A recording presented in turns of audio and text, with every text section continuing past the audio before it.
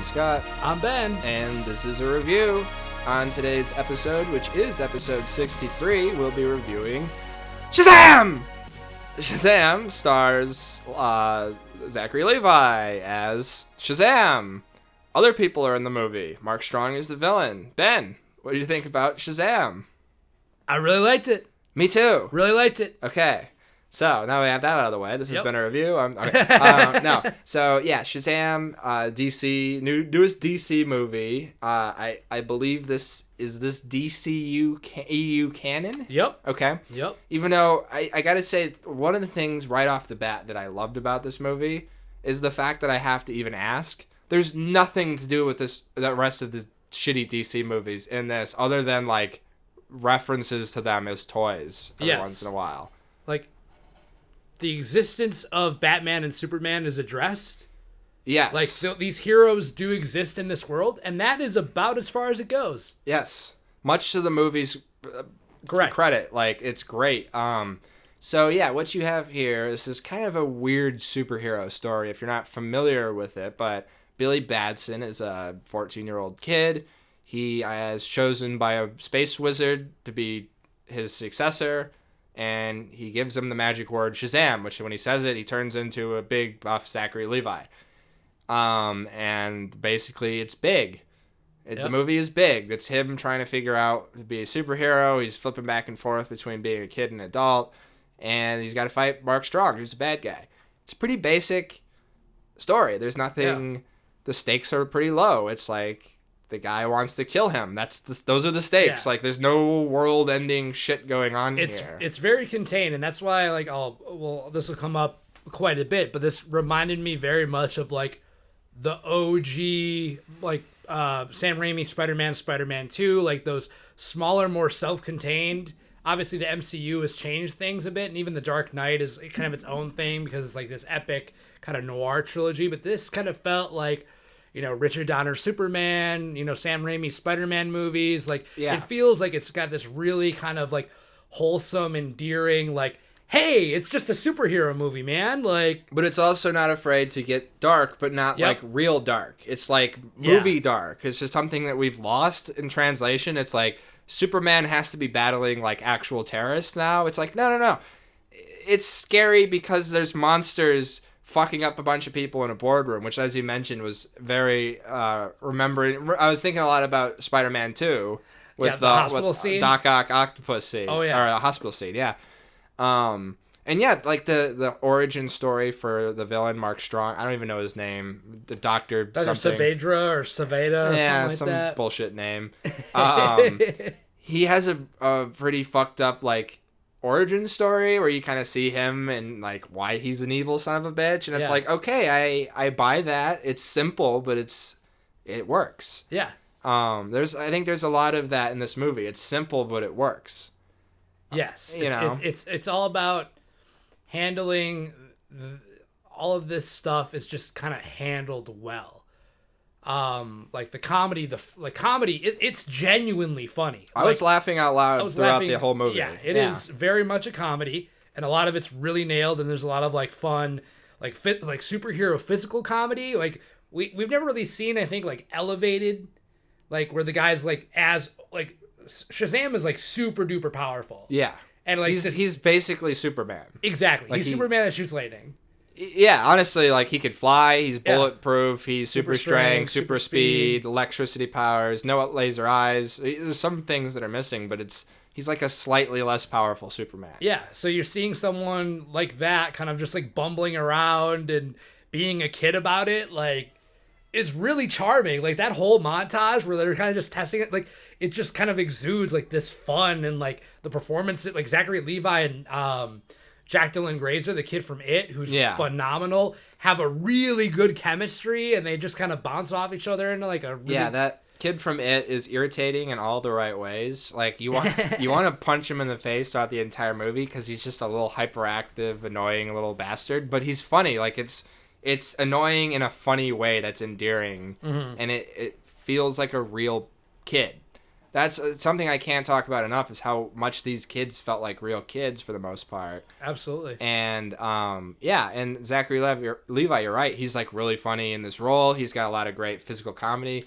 Though I will say the issue with him in this movie is that kind of our Rami Malek issue we've talked about with Bohemian Rhapsody, where I don't think he's a bad actor like I thought Rami Malek was in that movie, but he's just not the physical presence that the character demands. Yeah, he doesn't quite have like the physical gravitas. Like you're talking about like a great comp that I never even like thought of, but until you said it, The Rock in Jumanji. Yes. Where it's like, dude, this guy is yoked as fuck. He's super powerful. But he's still got the smoldering Dr. Bravestone quality. He's still macho. He's still got the chiseled jawline. Zachary Levi's like a comedy guy. Yeah. And he is funny, but he doesn't sell, like, he looks like he's in a blow-up suit and his little head is sticking out. I don't even actually, I know he did get yoked for this. I don't think it's actually his body in the suit. I think they definitely padded it a bit. Yeah. But, like, it doesn't look right. It just looks weird. And yeah, it's just, he is funny, but he's acting like a kid. He's not acting like an adult acting like a kid, if that makes sense. Mm-hmm. He's just acting like a kid. Mm-hmm. He is an adult that's acting like a kid. Yeah. It doesn't seem like he's, like, occupying... The body swap doesn't quite go all the way like it did in Jumanji. Jumanji was the perfect example of how you should do this. And, like, even in the end of Shazam, they have this great cartoon credit sequence. And it shows the Shazam cartoon looks more like he should. And he's got the square jawline a little bit more. And he is... It's mainly the head and the jawline and the face needs to be, like, bigger and more macho. It's a weird thing to complain about. But it is just, like... some disconnect watching it. Especially if you've seen any of the animated DC stuff where Shazam pops up. Like, he's thicker than Superman. Yeah, he's like, jacked. Some of that stuff, he's like, that's why him and Black Adam is so neat, because they're both, like, basically, like, these huge yoke dudes, and they're both, like, wizards, and they're like, like, you want to, like, fucking throw down? Wizard battle? Yeah. That's the other thing, or they kind of taught, like, they kind of just are blatantly saying it's magic, and how magic can do this, and magic can do that. I don't know. It's just something about the way they did it in the Marvel universe where it's like they didn't really call it magic, but they kind of implied that it is magic, but it's science. Yeah. This is just like it's just magic and just there's a wand and it's a little silly at times. There's just little incongruent elements that just seem a little bit silly to me. But that being said, none of it really takes away from the whole picture because the whole movie is vastly entertaining. Absolutely. I think from the start too, you kind of manage like it basically plays like, I mean, outside of like the wizard scenes, it's essentially just like a family dramedy until Shazam actually appears. You know, there's not too much going on like that's super kind of gonzo wise. Right. True. Shazam shows up and it works. And I love the foster parents too. Yep. I don't know who these actors are. I think they're unknowns, but like they just come in and they really like sell this genuine, just kind people act, and it's just really you like them. They feel like what a modern day like Good Samaritans actually like feel like. They felt like people you would see like on the front steps of church or something, where it's just like, you guys are good people. Like, yeah, and overall, like all the characters were endearing enough that like I felt for them when there was things going on, and like that's not something you always get in these movies where like I feel like there's so many. Especially superhero movies where it's just name the actor and who we get that's a big name. And this movie is really kind of like taking that back a little bit and just it is a lot more like less big names like other than Zachary Levi and Mark Strong. Mark Strong isn't even a big name. No, like he's a character actor. It's like, oh, that guy from Kingsman? Yeah. Like, oh, I recognize him. The guy from Chuck? Like Yeah, exactly. Yeah. So, like, I think that really helps sell the world a little bit more, exactly. too. There's a lot more of an investment into character than you see, basically, from, like, outside of, like, the elite tier Marvel movies. You don't really see this type of character work in superhero movies. Or, like, you know, again, going back to the Sam Raimi's first two Spider-Mans. Like, they were very invested in who these people were, and it was all about, like, the relationships and kind of, like, the bonds and the love and stuff. You get a lot of that same stuff here too. So now let's talk about the thing that jumps out to me as doesn't completely fit, and also feels like a holdover from the shittier aspects of the Zack Snyderverse that we've had to deal with, which is the 7 Deadly Sins. Yeah. They're not horrible. It's not the worst thing, A. B, at least they're based on something real, and we can we know what they are. It's not just like, they're not like the Jatari or whatever from the first Avengers, where they're just like mindless zombies to be killed. But they look kind of shitty. You know what I mean? Like, the CGI is like pretty good, but like not good enough. Where like they talk, but their mouths don't really move, and like they're kind of just awkward looking, I thought. Yeah. I think the one saving grace, though, is because they actually feel like horror creatures, because we have a horror director there. I got a lot of, like, when they were kind of doing, like, some of the more Lovecraftian shit, like the one's got, like, a tentacle tongue. Yeah. They at least do have interesting designs to them. Yeah. They're bordering on generic, though. You know what I mean? Exactly. There's, like, some neat design elements to some of them, but some of them are just like, what is that one? And I don't know, like the first scene that they show up and are like the boardroom scene, which is great. That's a great use of them. But as the movie kind of goes along, it's just kind of, okay, like, do we need this? And they fit a role in the movie, but to me, they felt like the most incongruent part of this movie. That's fair. I definitely was getting shades of the Scooby-Doo live action movie. Mm-hmm. Like those creatures. Yes. And these are not dissimilar. Yeah, they're cut from the same cloth. Yeah, they're cut from the same generic cloth. Yeah. You know what I mean? And even an animation style. Like, if you would go back and look at kind of how they look. Well, because sometimes they look kind of rubber, but they're not. Yeah. Yeah. But like I said, it's not the worst thing. They're at least, they do serve an interesting purpose, and the way they connect to Mark Strong with Envy and all that. I thought that was a nice, like, through line with the movie. And yeah, it has a nice ending. It has a nice little twist at the end, if you want to call it that, where you kind of bring in some more superheroes that I won't spoil that because it's actually kind of neat. And yeah, it's just a fun little movie.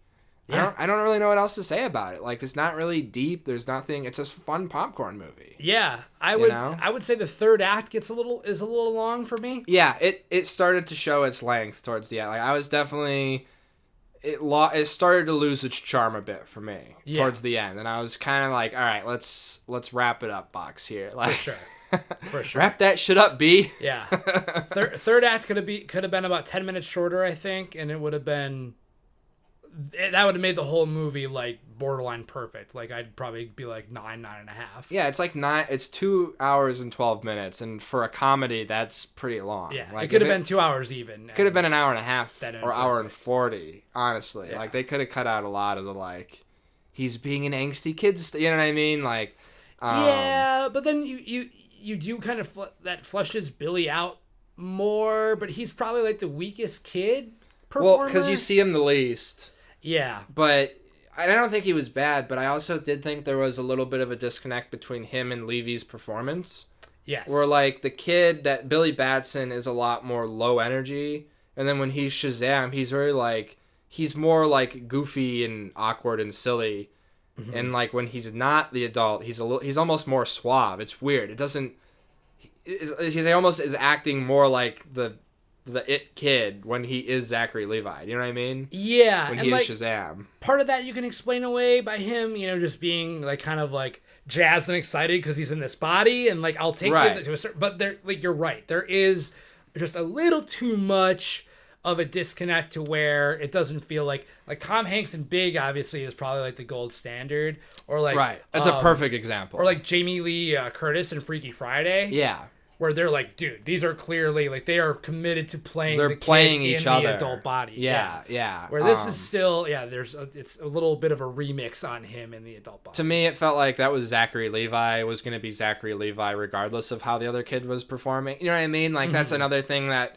Or with going back to Jumanji, where Dwayne Johnson was really nailing acting like that kid. Yes. And so, like, that's the disconnect here, is that Zachary Levi is not really trying. He's just kind of doing... He honestly feels like he's just copying Tom Hanks in Big. Yes. More than anything. Yeah. There's a lot of... I mean, there's a overt allusion to Big. The piano thing? In the movie, yeah. Yeah, Like they know what territory they're in for sure. I mean, I actually thought that was really cute. Yeah. That was a nice little... It was quick. They didn't spend too much time. Like, nope. Piano shot, good. We're going from there. Nah.